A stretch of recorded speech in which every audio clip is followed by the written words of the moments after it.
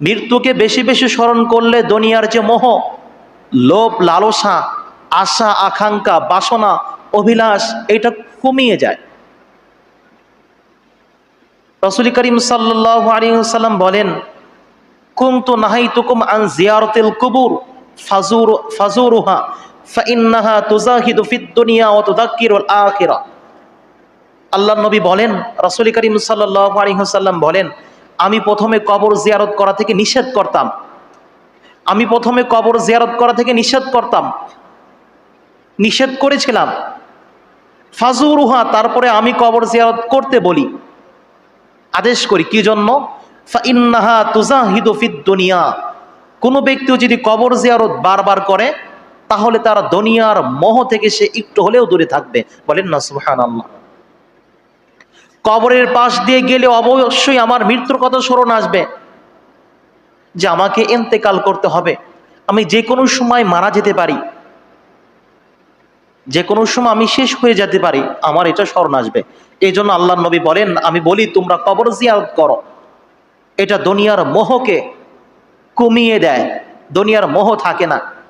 অত যাক্কিরুল আখিরা, আর আখিরাতকে স্মরণ হয়। বলেন না সুবহানাল্লাহ। এই জন্য কবর জিয়ারত করার জন্য আমাদেরকে আদেশ করেন আল্লাহ নবী, বলেন তোমরা কবর জিয়ারত করতে পারো, কবর জিয়ারত করো, তোমরা বেশি বেশি করে মৃত্যুকে স্মরণ করো। এই মৃত্যু সবার কাছেই ধরা, মানে সবার কাছেই আসবে, সবার কাছে উপস্থিত হবে। এমন কোনো মানুষ নাই যে সে বলতে পারবে যে আমার কাছে মৃত্যু আসবে না। যারা আল্লাহকে বিশ্বাস করে না, নাস্তিক, যারা আল্লাহকে বিশ্বাস করে না, তারাও বলে যে অবশ্যই আমাকে মৃত্যুবরণ করতে হবে। এটা সবাইকে বলতে হবে, ম্যান ইজ মর্টাল, মানুষ মরণশীল। কিন্তু তারপরে বলবে, নাস্তিক বলবে, আল্লাহ হয়তোবা আমাদেরকে আবার উঠাবে না, ওটাতে সক্ষম না, কিয়ামত হবে না, হাসর নাসর হবে না, হিসাব দিতে হবে না, এটা নাস্তিক বলবে।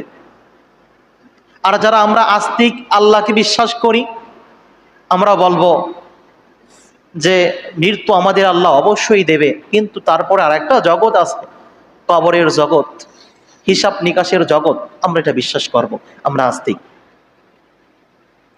আল্লাহ তাআলা বলেন, আইনামা তাকুনু ইদরিকুমুল মাউতু ওয়ালাউ কুনতুম ফি বুরুজি মুশাইয়াদা, তোমরা মৃত্যু থেকে পালিয়ে যেখানেই থাকো না কেন, আইনামা তাকুনু ইদরিকুমুল মাউতু, তোমরা যেখানেই থাকো, দুর্গের মধ্যে থাকো, অট্টালিকায় থাকো, যেখানেই, সুদৃঢ় প্রাসাদের মধ্যে থাকো, সেখানেও তোমাদের মৃত্যু ধরা দেবে, তোমাদের কাছে পৌঁছে